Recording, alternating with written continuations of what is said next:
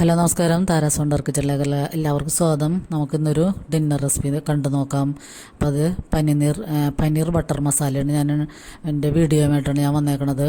അപ്പോൾ നമുക്ക് ഒരു പ്രാവശ്യമെങ്കിലും ഇത് ഉണ്ടാക്കി നോക്കണം. നല്ല അടിപൊളി ഒരു ഡിഷാണിത്. ഡിന്നറിന് രാവിലെയോ ബ്രേക്ക്ഫാസ്റ്റായിട്ടൊക്കെ കഴിക്കാൻ പറ്റും നമ്മൾക്ക്. അപ്പോൾ അതിനുവേണ്ടി ഞാനൊരു പാക്കറ്റ് പനീർ വാങ്ങിച്ചിട്ടുണ്ട്. അപ്പം നമുക്ക് വീട്ടിലായാലും പനീറൊക്കെ ഉണ്ടാക്കിയെടുക്കാം. അപ്പോൾ ഞാൻ വാങ്ങിച്ചതാണ്. പിന്നെ നമ്മത് ബട്ടറിലാണ് അതെല്ലാനും പ്രിപ്പയർ ചെയ്തെടുക്കണത്. പിന്നെ അതിലേക്ക് മസാലയ്ക്ക് വേണ്ടി ഒരു ഇടത്തരം സവാള, 2 ഇടത്തരം തക്കാളി, പിന്നെ കുറച്ച് ഒരു 3-4 അല്ലി വെളുത്തുള്ളി, ഒരു പച്ചമുളക്, ഇത്രയും എടുത്ത് കട്ട് ചെയ്തൊക്കെ എടുത്ത് വെച്ചിട്ടുണ്ട്. അപ്പോൾ നമുക്ക് ആദ്യം പാൻ അടുപ്പത്ത് ചൂടാകുമ്പോൾ അതിലേക്ക് ബട്ടർ തന്നെ ഇട്ട് കൊടുക്കണം. അപ്പോൾ ബട്ടറിൽ നമ്മൾ ഈ പനീർ ഒന്ന് ഫ്രൈ ചെയ്തെടുക്കുകയാണ് ചെയ്യണത്. അപ്പോൾ പനീറൊക്കെ നമ്മൾ വല്ലപ്പോഴൊക്കെ വാങ്ങുള്ളൂ. ഇപ്പോൾ ഈ നോയമ്പ് സീസൺ ആയ കാരണം ഒരു പ്രാവശ്യം ഇങ്ങനെ ഉണ്ടാക്കി നോക്കാമെന്ന് വിചാരിച്ചിട്ടാണ്. അപ്പോൾ ഞാനിത് 1-2 പ്രാവശ്യം ഇതിക്കുമ്പോൾ ഉണ്ടാക്കിയിട്ടുണ്ട്. അപ്പോഴും നല്ല അടിപൊളി ടേസ്റ്റായിരുന്നു. ഇതിൻ്റെ ഗ്രേവിക്ക് ഒരു പ്രത്യേക ടേസ്റ്റാണ്. അപ്പോൾ നമ്മൾ ഈ റെസ്റ്റോറൻറ്റിലൊക്കെ പോയി കഴിക്കണ നല്ല അടിപൊളി ഡിഷാണിത്. അപ്പോൾ ഇത് മക്കൾക്കൊക്കെ തീർച്ചയായും ഇഷ്ടമാകും. അപ്പോൾ ഈ സീസണിൽ സ്കൂളൊക്കെ പൂട്ടിയ ഈ സീസണിൽ ഒരു പ്രാവശ്യമെങ്കിലും മക്കൾക്കൊക്കെ ഇത് ഉണ്ടാക്കി കൊടുക്കാൻ എല്ലാവരും ഒന്ന് ശ്രമിക്കുക. അപ്പോൾ പനീറൊക്കെ നമുക്ക് വീട്ടിലുണ്ടാക്കിയെടുക്കാൻ പാല് ഒന്ന് ചൂടായി വരുമ്പോൾ തന്നെ ഒന്ന് ചെറുനാരങ്ങ പിഴിഞ്ഞൊഴിച്ചിട്ട് ഒന്ന് പിരിയിച്ചെടുത്ത് അതൊന്ന് അരിച്ചെടുത്ത് കഴിഞ്ഞ് കുറച്ച് നേരം അതിൻ്റെ വെള്ളമൊക്കെ വാർന്നതിന് ശേഷം പിഴിഞ്ഞളഞ്ഞതിന് ശേഷം നമുക്ക് കട്ട് ചെയ്തെടുത്താൽ പനീരാവും. പക്ഷെ നമ്മൾ അപ്പോൾ അതിനുവേണ്ടി മെനക്കെട്ടില്ല, കടയിൽ നിന്ന് വാങ്ങിക്കുകയാണ് ചെയ്തത്. അപ്പോൾ നമ്മൾ പനീർ ഫ്രൈ ചെയ്ത് മാറ്റിയതിന് ശേഷം പിന്നെയും ഒരു കഷ്ണവും കൂടിയും ബട്ടർ ഇട്ട് കൊടുത്തിട്ട് നമ്മൾ ഈ കട്ട് ചെയ്ത് വെച്ചിരിക്കുന്ന സവാളയും തക്കാളിയും എല്ലാം കൂടി ഇട്ടിട്ട് ഒന്ന് വഴറ്റി കൊടുക്കാം. അപ്പോൾ ഇതിൽ ഒരു 1/4 ടീസ്പൂൺ ഉപ്പും കൂടി ചേർത്ത് കൊടുക്കാം. ഉപ്പൊന്നും ഇതിൽ കൂടി പോകരുത്. അപ്പോൾ ഇതൊന്ന് നന്നായിട്ട് വഴറ്റി യോജിപ്പിക്കാം. പച്ചമുളകൊക്കെ കൂടുതലാവരുത്, ഒരു പച്ചമുളക് മാത്രം ചേർത്താൽ മതിയാകും. പിന്നെ ഞാൻ ഇതിലേക്ക് കുറച്ച് കശുവണ്ടി ചേർക്കുന്നുണ്ട്. അപ്പോൾ കശുവണ്ടിയൊക്കെ കൂടുതലോ കുറവോ എന്താണെന്ന് വെച്ചാൽ ചേർക്കാം. അപ്പോൾ കൂടുതൽ ചേർക്കുകയാണെങ്കിൽ കൂടുതൽ ടേസ്റ്റ് ഉണ്ടാകും.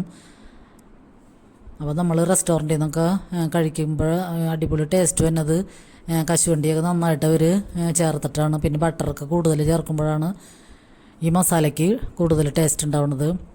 അപ്പോൾ അതൊക്കെ ഒന്ന് വാടി വന്നതിന് ശേഷം ഞാൻ ഇതിലേക്ക് 1 ടീസ്പൂൺ കുരുമുളക് പൊടിയാണ് ഇപ്പോൾ ചേർക്കണുള്ളൂ. പിന്നെ നമുക്ക് ആവശ്യമുണ്ടെങ്കിൽ ചേർക്കാം. അപ്പോൾ ഞാൻ ലാസ്റ്റ് കുറച്ച് മുളക് പൊടിയും കൂടി ഇതിലേക്ക് ചേർക്കേണ്ട ഒരു കളറിന് വേണ്ടി. അപ്പോൾ ഇത് എരിവൊന്നും അധികം കൂടിപ്പോകരുത്. പിന്നെ നമുക്കത് ചൂടാറാൻ മാറ്റി വെച്ചതിന് ശേഷം ആ പാനിൽ തന്നെ ഒരു കുറച്ചും കൂടി ബട്ടർ ഒഴിച്ചിട്ട് നമ്മൾ ഈ ചൂടാറിയ സവാളയും തക്കാളിയൊക്കെ ചൂടാറിയത് ആ കൂട്ടെടുത്ത് മിക്സിയിലിട്ട് നന്നായിട്ട് അടിച്ചിട്ട് പിന്നെ ആ പാനിലേക്ക് തന്നെ ഒഴിച്ചു കൊടുക്കാം. അപ്പോൾ ഇതൊക്കെ എല്ലാം ബട്ടറിൽ തന്നെയാണ് നമ്മൾ ചെയ്യണത്. അതുകൊണ്ട് തന്നെ നല്ലൊരു പ്രത്യേക ടേസ്റ്റാണ്, നല്ല ഫ്ലേവറാണ്. പിന്നെ നമുക്ക് ഇതിലേക്ക് ഞാനൊരു കളറിന് വേണ്ടി കുറച്ചും കൂടിയും ഒരു 1/2 ടീസ്പൂൺ മുളക് പൊടിയും കൂടി ചേർക്കുന്നുണ്ട്. അപ്പോൾ ഞാൻ ടേസ്റ്റ് ചെയ്തപ്പോൾ എരിവൊക്കെ തീരെ ഉണ്ടായില്ല. അപ്പോൾ ഒരു ചെറിയൊരു എരിവിന് വേണ്ടി മുളക് പൊടിയും പിന്നെ ഒരു കളർ കിട്ടാൻ വേണ്ടി അത് ചേർത്ത് കൊടുത്തതാണ്. പിന്നെ ഉപ്പില്ലെങ്കിൽ നമുക്ക് ഇച്ചിരി കൂടിയും ചേർത്ത് കൊടുക്കാം. പിന്നെ നമ്മൾ ആ മിക്സി കഴുകിയ ജാറ് കുറച്ച് വെള്ളത്തിൽ കഴുകിയണം ഒഴിച്ചു കൊടുക്കാൻ, കൂടുതൽ വെള്ളം കൂടിപ്പോകരുത്. എന്നിട്ട് നന്നായിട്ടൊന്ന് മിക്സ് ചെയ്യാം. അപ്പോൾ ഇത് വേവൊക്കെ കഴിഞ്ഞിരിക്കുന്നതാണ്. അപ്പോൾ പിന്നെ കൂടുതൽ തീയിലിട്ട് വറ്റിക്കേണ്ടതൊന്നും ആവശ്യമില്ല. പിന്നെ അതിലേക്ക് നമ്മുടെ കയ്യിൽ സോയാ സോസോ ചില്ലി സോസ് ടൊമാറ്റോ സോസൊക്കെ ഉണ്ടെങ്കിൽ കുറേശ്ശെ ഒഴിച്ചു കൊടുക്കാം. ഞാനിപ്പോൾ സോയാ സോസും ടൊമാറ്റോ സോസാണ് ഒഴിച്ചു കൊടുക്കുന്നത്. അപ്പോൾ ചില്ലി സോസൊക്കെ ഉണ്ടെങ്കിൽ അതൊക്കെ ഒഴിച്ചു കൊടുക്കാം. അപ്പോൾ അതൊക്കെ ആകുമ്പോൾ അതിനൊരു പ്രത്യേക റെസ്റ്റോറൻറ്റ് സ്റ്റൈലായിട്ടുള്ള ടേസ്റ്റ് ഉണ്ടാകും. അപ്പോൾ അതൊക്കെ ഒഴിച്ചു കൊടുത്തിട്ട് ഒന്നും കൂടി മിക്സ് ചെയ്യാം. പിന്നെ ഞാൻ എല്ലാവരും ചേർക്കണത് ഇതിൽ ലാസ്റ്റ് ഫ്രഷ് ക്രീമാണ് ചേർക്കാറുള്ളത്. അപ്പോൾ എൻ്റെ കയ്യിൽ ഫ്രഷ് ക്രീമൊന്നുമില്ല.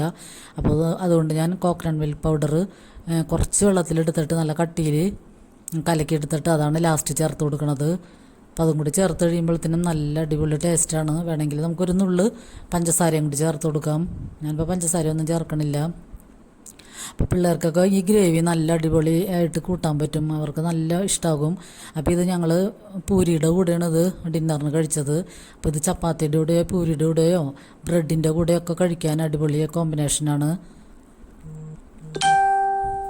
അപ്പോൾ എല്ലാവരും ഒരു പ്രാവശ്യമെങ്കിലും ഇതൊന്ന് ഉണ്ടാക്കി മക്കൾക്കൊക്കെ കൊടുക്കുക.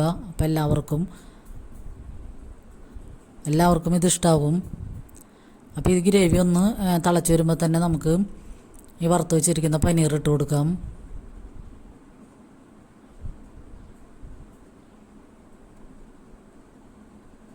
അപ്പോൾ ലൈക്ക് ചെയ്യണവർക്കും കമൻറ്റ് ചെയ്യണവർക്കൊക്കെ ഒത്തിരി നന്ദിയുണ്ട്.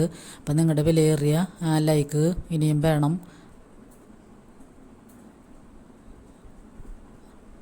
അപ്പോൾ എല്ലാവർക്കും ഒരുപാട് നന്ദി.